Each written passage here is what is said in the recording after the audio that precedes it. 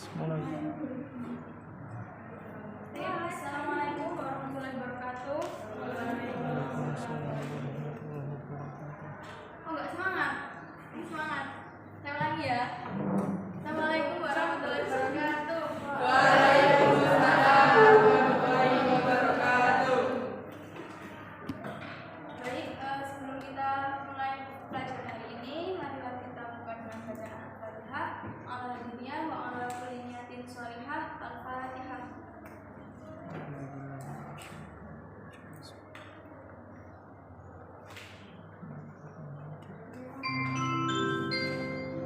Jam kedua telah selesai. Saatnya memasuki jam ketiga. Nah, gimana nih kabarnya adik-adik? Sehat ya? Udah kenal saya? Belum. Belum? Berarti belum berkenalan ya di kelas ini saya? Kayaknya minggu lalu sudah, tapi berarti absennya. Ya udah, saya perkenalan singkat dulu. Perkenalkan, nama saya Syifa Elsa, biasanya dipanggil Syifa atau Elsa. Saya berasal dari Papar. Kalian tahu Papar? Tahu deh, dekatnya Paris itu. Dari situ. Sekarang sedang kuliah di UIN Maulana Malik Ibrahim Malang, jurusan PAI. Jadi di sini saya PKL sama 2 bulan, dari bulan Agustus. Jadi kayaknya minggu lalu, minggu depan udah mau selesai. Sudah pernah ketemu Pak Agus? Belum. Kan aslinya kan Pak Agus ya. Ya beliau yang ngajar Buddhis. Saya cuma menggantikan sementara. Gantian ya, ini saya absen sama sebut nama panggilan sama asalnya.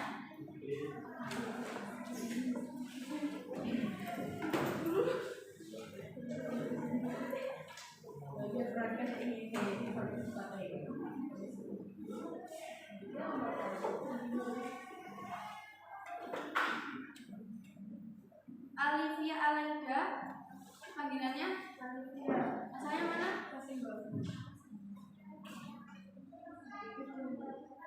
Azhara Esa Alia, panggilannya Zahra. Asalnya mana? Dwi Yeni Novita, panggilannya siapa? Novi. Asalnya mana?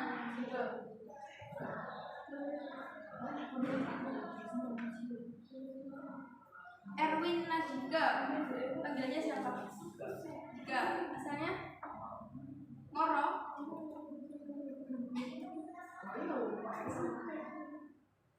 Firdaus Ubaidillah, panggilannya siapa? Siapa? Obe. Panggilannya berbeda ya. Asalnya mana? Kanan.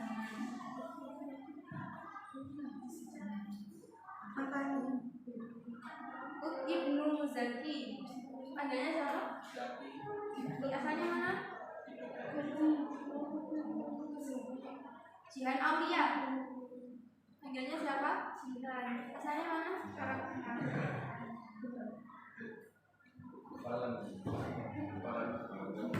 M. Iqbal Diakuddin, panggilannya siapa? Iqbal. Asalnya mana?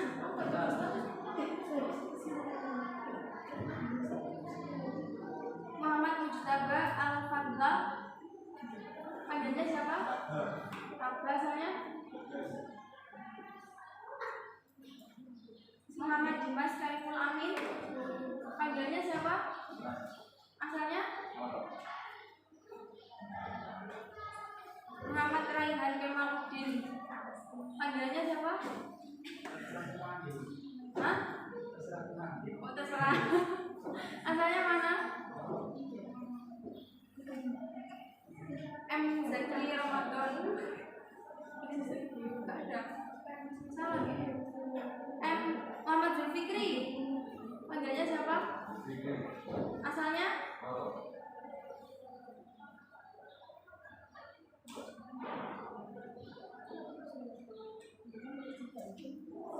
Natasha, panggilannya siapa? Tasya. Asalnya mana Mbak? Rediska Shirley. Panggilannya siapa? Asalnya?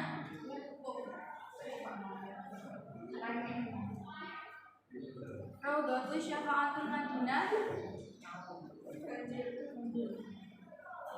Selinda Putri. Panggilannya siapa? Selinda. Asalnya? Putria Majdini Kuliah. Panggilannya siapa? Ria. Asalnya?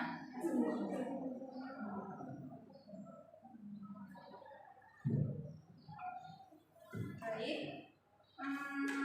Hari ini kita jadwalnya materi tentang kemujizatan Al-Quran. Kemarin sudah ulah ya Mas ini?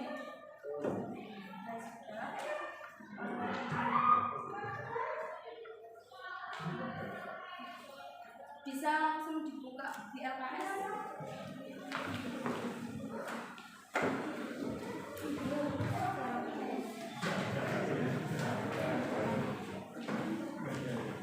Tadi sebelum jam saya pelajaran apa yang ini? Ini udah kenal sama temannya apa belum? Kan baru kelas 10 kan baru pertama kali masuk sekolah. Udah kenal ya? Ini kok diem-diem gitu loh. Pendiam. Apa masih malu-malu?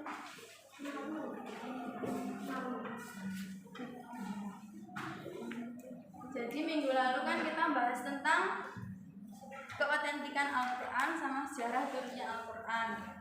Nah di sini masih ingat sejarah turunnya Al-Quran? Ayo, siapa yang masih ingat?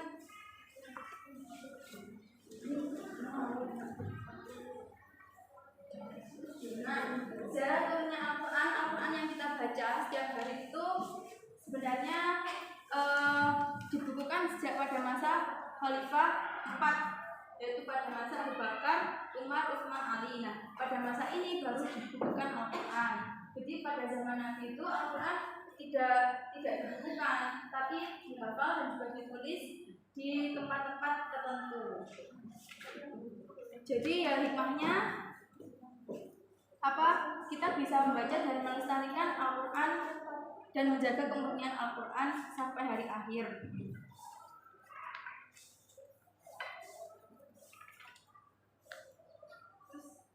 Sekarang kita mempelajari tentang mukjizat Al-Quran. Bisa dibuka di PowerPoint yang saya share di grup. Itu sudah saya rangkum intinya.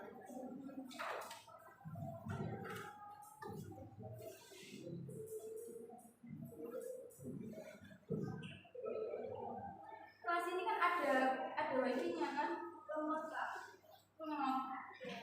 Ya maklum. Mungkin temannya kalau mau berbaik hati silahkan ngetrim. Karena saya nggak punya paketan.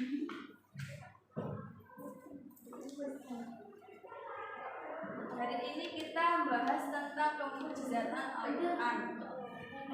Jadi di sini pastinya udah ngajinya sampai Quran kan? Apa ada yang masih belum sampai Quran? Ada yang masih juz 30 atau masih Iqra? Gak apa-apa, jangan malu karena belajar mengaji itu tidak terpaut usia. Banyak loh di di tempat-tempat saya itu bahkan yang sepuh-sepuh itu masih ngaji dan gak malu mereka belajar huruf, belajar makros, belajar ngaji dari awal. Jadi adik-adik di sini tuh adik-adik itu sekolah jiman itu harus bersyukur karena kita dikenalkan ngaji Quran itu merupakan hal yang patut disyukuri ya, karena kalau di luar banyak sekali sebenarnya yang masih belum bisa mengaji. Bahkan teman saya itu kan saya di Ma'had itu kan di Malang ada musyifa ya, musyifa kayak pengurusnya Ma'had gitu. Jadi di Malang itu kan kalau maba semester 1-2 kan masih pindah di Ma'had. Nah itu juga ada beberapa mereka itu yang masih belum bisa ngaji, tapi mereka nggak malu belajar. Ya, cuman maksud saya itu kan kalian masih muda kan, nah itu belajar ngaji itu nggak usah malu, nggak usah sungkan meskipun kalau ada yang belum lancar ngajinya. Nah di sini akan membahas tentang pemukjizatan Al-Quran. Ada yang tahu definisi mukjizat? Mungkin Mbak Tria tahu definisi mukjizat?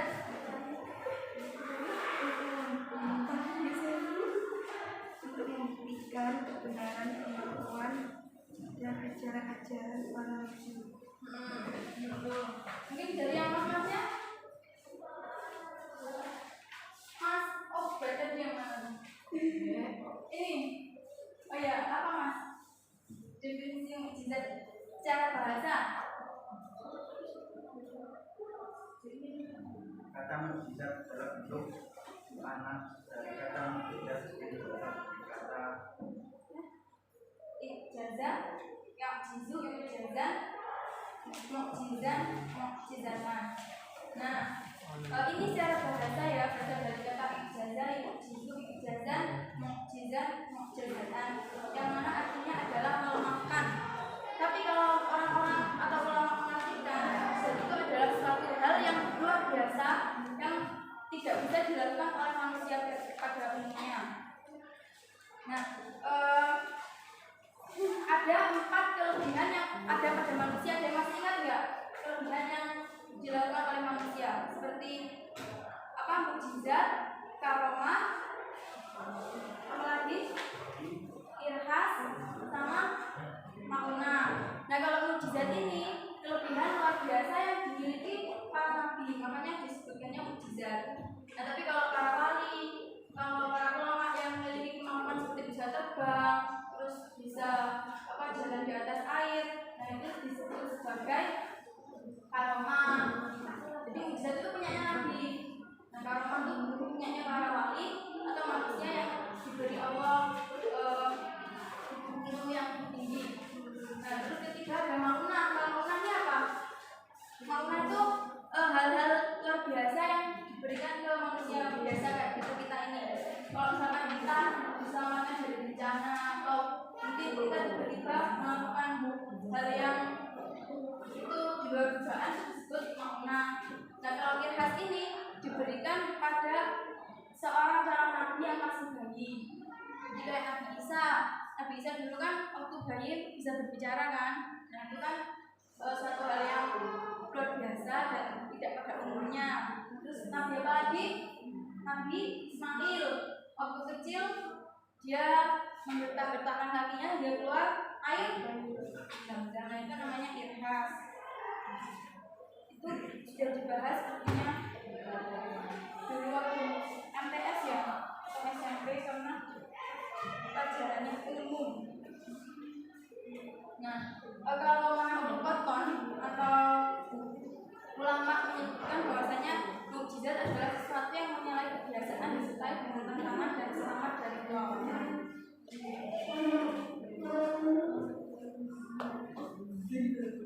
Ini bisa dibuka di poin ya. Di situ ada syarat-syarat mukjizat. Ada yang mau bacakan syarat-syarat mukjizat? Ayo coba mbaknya tuh. Siapa tadi mbaknya namanya? Di yang poin-poin saya bisa dilihat. Baca yang keras mbak. Sesuatu yang tidak sanggup dilakukan oleh siapapun selain Allah. Dua, mukjizat adalah sesuatu yang tidak sesuai dengan kebiasaan dan perlawanan dengan hukum alam. Ya.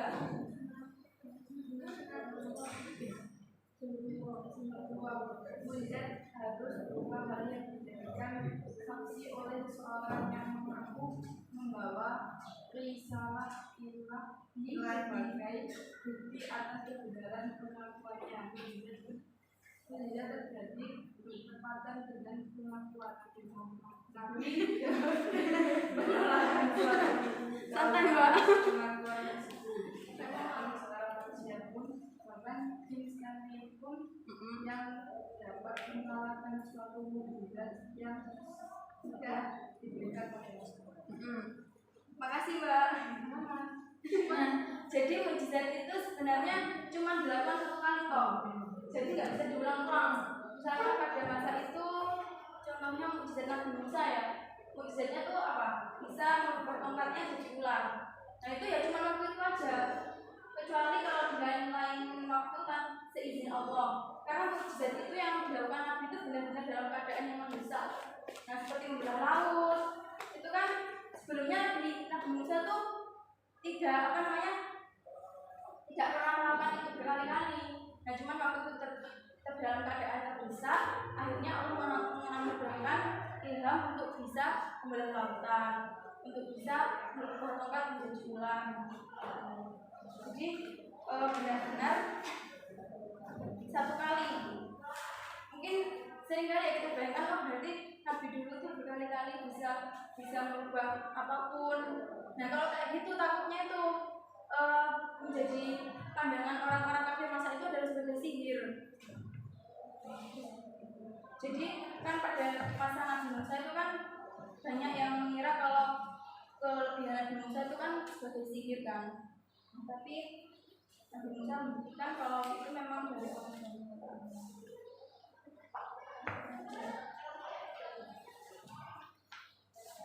Nah sekarang kita akan bahas tentang ijazul Quran atau pemujizatan Al-Quran sebagai mujizat Nabi Muhammad. Kenapa Al-Quran disebut mujizat Nabi Muhammad? Nah jadi gini ya adik-adik, mujizat yang Allah anugerahkan kepada nabi-nabi itu sesuai dengan masanya. Misalkan pada masa Nabi Musa itu kan masa kejayaan Fir'aun kan. Nah disitulah makanya Allah menganugerahkan Nabi Musa mujizatnya dalam bisa merubah tongkat menjadi ular. Nah kemudian pada masa Nabi Muhammad ini masa kejayaannya adalah pada masa kesastraan. Jadi pada masa Nabi Muhammad itu yang terkenal atau yang terkenal pada masa itu adalah bisa membuat syair, bisa membuat puisi, kalimat-kalimat yang indah. Makanya Allah anugerahkan Al-Quran sebagai mujizat Nabi Muhammad. Karena dalam Al-Quran isi kandungan maupun gaya bahasanya itu sangat indah, sehingga orang-orang masa itu pun juga tertegun dan juga kagum sebenarnya. Kok bisa ya kalimatnya ini bagus sekali seperti itu. Mungkin kalau kita kan ini ya orang yang tidak terbiasa menggunakan bahasa Arab, jadi kalau membaca Al-Quran ya biasa gitu. Tapi kalau orang-orang yang tahu ulama, orang fasir atau bukan orang-orang yang mengetahui ilmu terus ilmu dialek bahasa itu mengagumi bahwasanya Al-Quran itu bahasanya sangat indah. Masih ingat gak siapa salah satu tokoh sahabat Nabi yang masuk Islam karena mendengar adiknya baca Al-Quran? Siapa? Umar bin Khattab. Nah, Umar bin Khattab itu kan pada waktu itu kan salah satu orang yang menentang dakwahnya Nabi Muhammad kan. Tapi justru beliau masuk Islam. Nah, beliau masuk Islam itu karena awalnya mendengar adiknya yang mengaji. Pada masa itu Umar bin Khattab itu datang ke rumahnya adiknya karena tahu kalau adiknya itu masuk Islam. Adiknya itu mau dibunuh bahkan. Nah, terus pas sampai depan pintu, dia mendengar adiknya baca surat apa ya? Masih ingat? Surat Toha. Nah itu yang membuat Umar bin Khattab terbuka mendapatkan hidayah sehingga dia masuk Islam. Dia bilang mendengar surat Toha ma anzalna 'alaikal Qur'ana litashqa. Nah kan sampai berapa ayat yang dibaca adiknya ya. Nah itu beliau batin kan sebenarnya ini kan beliau belum masuk Islam. Jadi kayak ini kalimatnya sangat indah. Tidak mungkin kalau kalimat ini dibikin oleh manusia. Nah akhirnya beliau pun masuk Islam. Itu kalau Ramadan puasaan sering sahur kan. Nah sahur lihat channelnya Omar biasanya kan ada di MNC. Nah saya tahu dari situ, saya tahu dari kisahnya Omar. Terus tadi dari ini ya,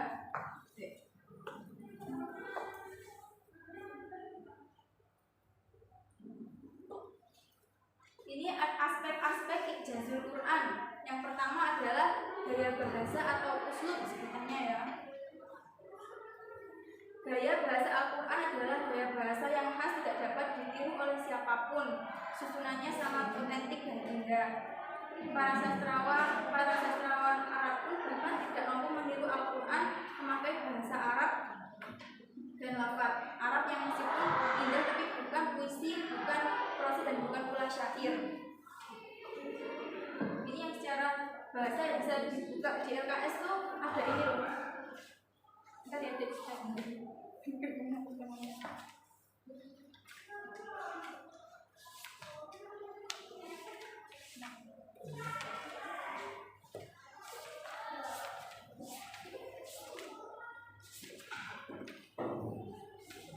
di sini dipinjemin buku ini nggak apa, buku dari perpustakaan dari Kemenang yang tebel itu. Di situ ada rinciannya, misalkan huruf-huruf Al-Quran itu ada berapa, nah seperti itu. Itu masuk mujizat di gaya bahasa atau uslub. Nah kemudian ada poin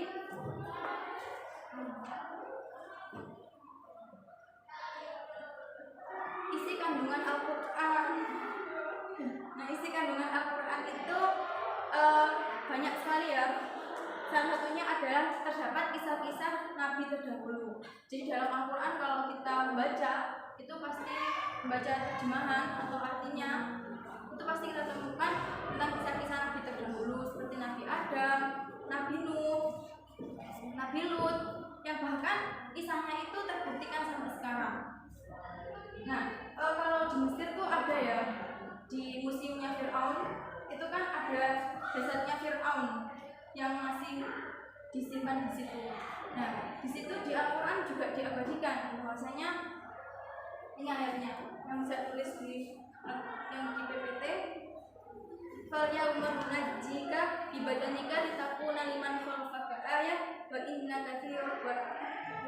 katsiran minan nasi an ayatina lamafilun. Yang artinya maka pada hari ini kami selamatkan jasadmu agar engkau dapat menjadi pelajaran bagi orang-orang yang datang setelahmu.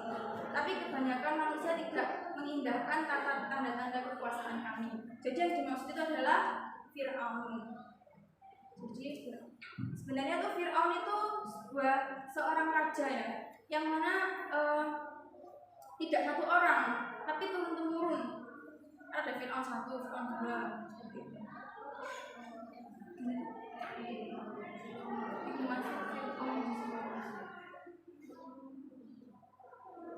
Nah kemudian dalam Al-Quran juga terdapat berita tentang peristiwa-peristiwa yang akan terjadi baik di dunia maupun di akhirat. Nah misalkan contohnya tuh seperti surat Ar-Rum. Ada yang mau baca?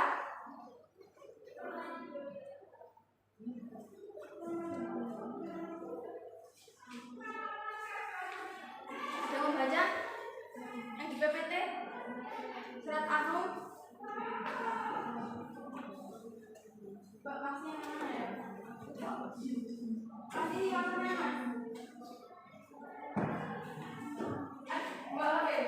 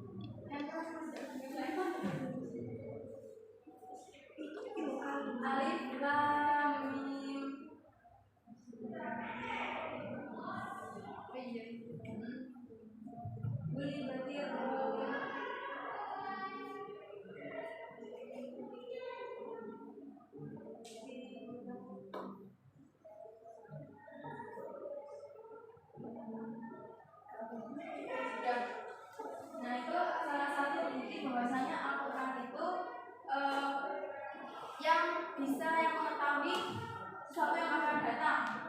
Salah satunya itu adalah kisahnya bangsa Romawi.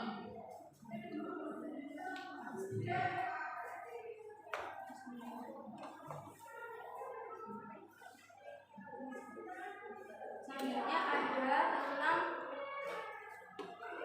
ijazah Al-Quran, yaitu kemujizatan Al-Quran sebagai ilmu pengetahuan.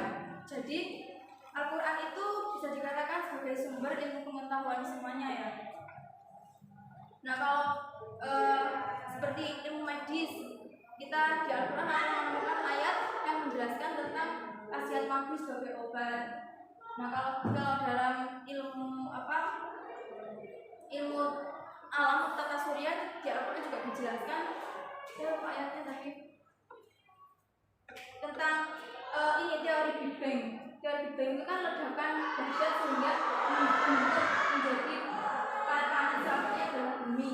Nah itu biasanya digunakan oleh para ulama yang biasanya digunakan tafsir itu yang digunakan sebagai dalil itu di surat apa ya, saya lupa. Nah kalau yang medis itu pasti tahu ya adik-adik ayatnya tentang madu. Nah surat An-Nahl ayat 9 itu kan terdapat ayat yang artinya di dalam perut lebah terdapat cairan yang dapat menjadikan obat bagi manusia. Terus kalau kita pernah tahu nggak ini ada lautan yang tidak bisa campur antara laut yang kandungannya garam sama yang tawar. Nah itu di Al-Quran juga ada di surat Ar-Rahman seperti itu. Terus salah satunya juga kalau di ilmu pengetahuan itu seperti pelajaran kimia. Nanti minggu depan saya kasih contoh-contohnya. Nah, selanjutnya itu ada aspek ijazah Al-Quran. Bahwasanya Al-Quran sumber hukum Islam yang bersifat universal. Itu sudah pasti ya kalau tentang hukum Islam, karena salah satunya hukum Islam di Indonesia yaitu di Islam adalah Al-Quran dan hadis.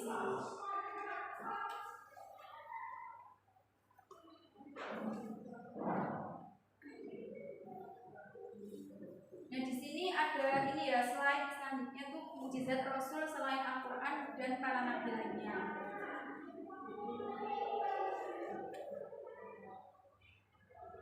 Nah kalau nabi-nabi lainnya pasti sudah tahu kan, ada mukjizat Nabi Nuh. Siapa yang tahu mukjizat Nabi Nuh? Apa? Yang oh itu Nabi Ibrahim. Apa namanya siapa? Sama namanya siapa? Hah? Apa jangan malu aja. Zahra. Mukjizat Nabi Nuh itu adalah membuat kapal yang sangat besar untuk menampung dan menyelamatkan kaum yang beriman dari banjir.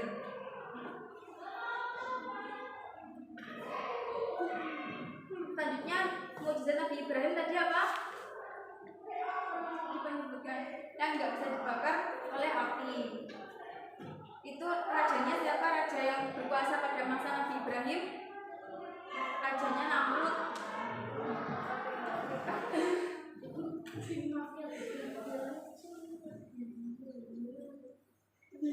Kalau mukjizat Nabi Musa ada di slide yang saya, yaitu yang pertama merubah tongkat menjadi ular yang sangat besar dan mengalahkan tukang-tukang sihir Fir'aun. Yang kedua, Nabi Musa bisa memancarkan tangannya kepada cahaya. Dan di sini juga ini beliau bisa memunculkan sumber mata air dari tongkatnya. Yang mana kaumnya Nabi Musa pada masa itu kan kaum siapa? Kaumnya Bani Israel. Nah itu beliau menggunakan tongkatnya agar bisa memunculkan sumber mata air untuk minum para kaumnya.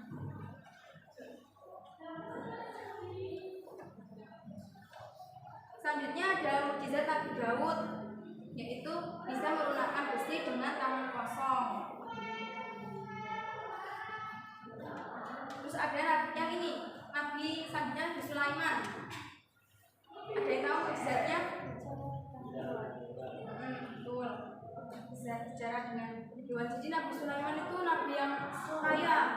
Beliau itu tidak hanya secara ini ya, secara materi beliau itu punya kerajaan yang sangat besar. Terus beliau dianugerahi bisa berbicara pada hewan dan juga pada jin.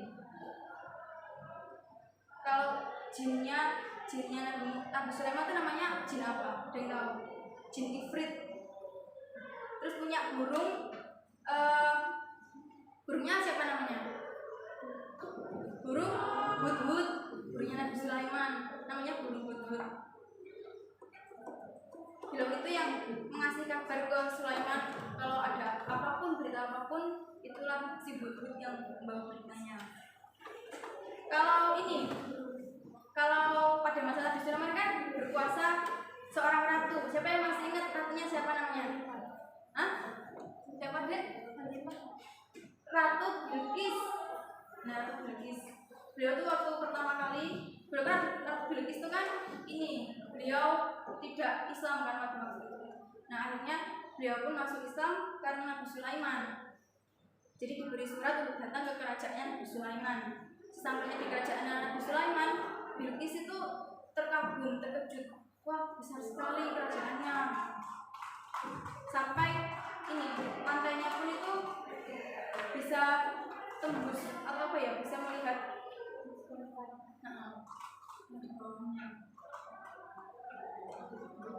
Terus mukjizat Nabi Isa, ada yang tahu?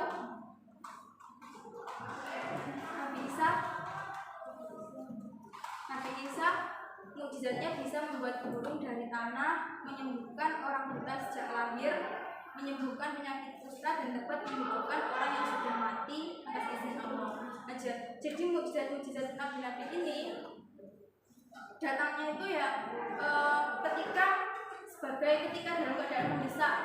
Ketika misalkan orang kafir tuh ingin menantang, memangnya kamu rasul, kalau kamu memang rasul, coba tunjukkan ini. Nah, artinya atas izin Allah pun diberikan kekuasaan untuk menunjukkan kehebatannya agar pun diakui sebagai nabi dan rasul.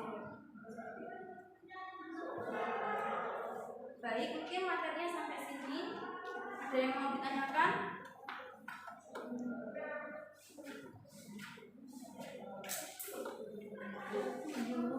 Ada yang mau bertanya?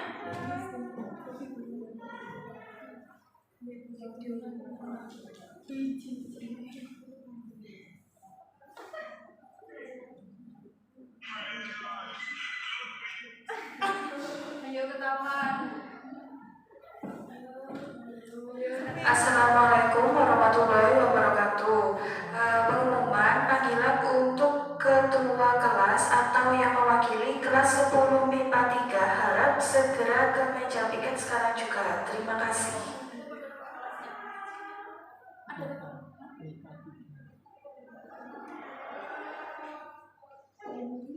Ada yang mau bertanya? Seputar tentang mukjizat Al-Quran. Minggu depan saya akan kasih ini contoh-contoh mukjizat Al-Quran di bidang pengetahuan ya.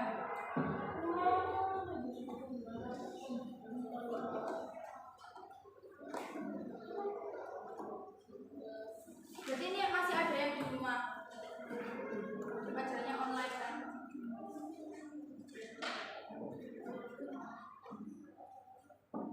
Kurang 3 menit. Baik, untuk tugasnya ini ya, membuat perbedaan antara irhas, kalamah, maunah sama mukjizat. Tulis. Minggu depan saya tanya. Saya satu ya. Apa? Share. Iya, nanti saya share. Ada yang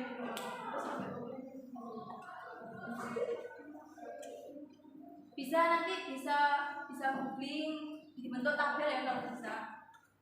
perbedaan mukjizat, terus karomah, yang membedakan itu apa?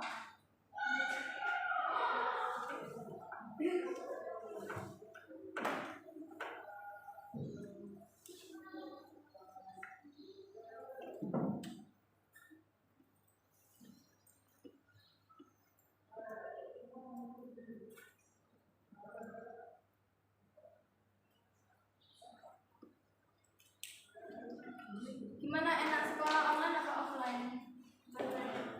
Enak offline. Dapat samu ya. Kalau online kan nggak dikasih samu.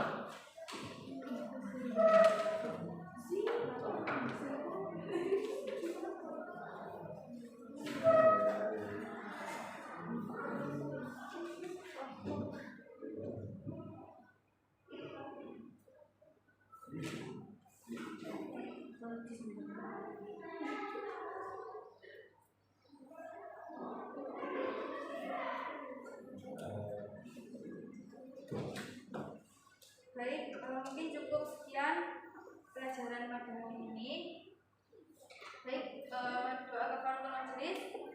Subhanallahumma wa bihamdika asyhadu an la ilaha illa anta astaghfiruka wa